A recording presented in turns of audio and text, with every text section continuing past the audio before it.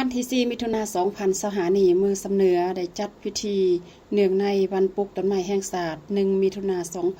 2025และวันสิ่งแวดล้อมแห่งชาติ5มิถุนายน2025ขึ้นที่สวนสาธารณะหัวพันกวางนิงเป็นเกียรติเข้าร่วมของฐานปริญญาเอกคำแพงไซสมแพงเจ้าแขวงหัวพันมีบรรณาธิการคณะประจำพรรคแขวงหัวหน้าคณะแผนกการอ้อมข้างแขวงคณะประจำพรรคเมืองห้องการออมข้างเมืองพร้อมด้วยพนักงานรัฐกรรัฐวิสาหกิจโรงเรียนนายบ้าน12บ้านเทศบาลพร้อมด้วยพ่อแม่ประชาชนบรรดาเผ่าเมืองสำเนือเข้าร่วมฐานบุญลมศรีเมืองบงห้องเลขาพรรคเมืองห้องเจ้าเมืองสำเนือได้ให้ฮู้ว่าเมืองสำเนือได้สมทบกับการนำแขวงและภาคส่วนที่เกี่ยวข้องได้จัดพิธีเฉลิมฉลองวันปลูกต้นไม้แห่งชาติ1มิถุนายน2025ครบรอบ55ปีภายใต้คำขวัญที่ว่า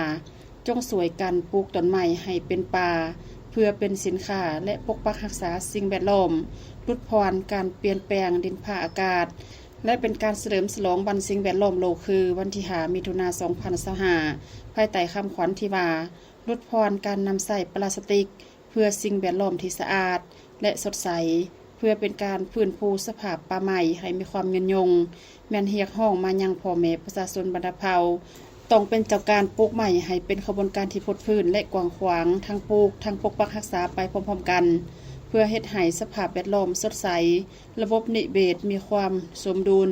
ป่าไม้และห้วยน้ำลำเซหลากหลายไปด้วยชีวนานาพันธุ์และให้ถือว่าเป็นพันธะและหน้าที่ของหมดทุกคนโดยปฏิบัติคำขวัญที่ว่าปลูกต้นไม้ในวันนี้เพื่อความสุขีในวันหน้าปลูกต้นไม้ในวันนี้เพื่อความอุดมหังมีของศาสตร์ในอนาคตต้นไม้ที่นำมาปลูกในครั้งนี้รวมมีต้นไม้ดู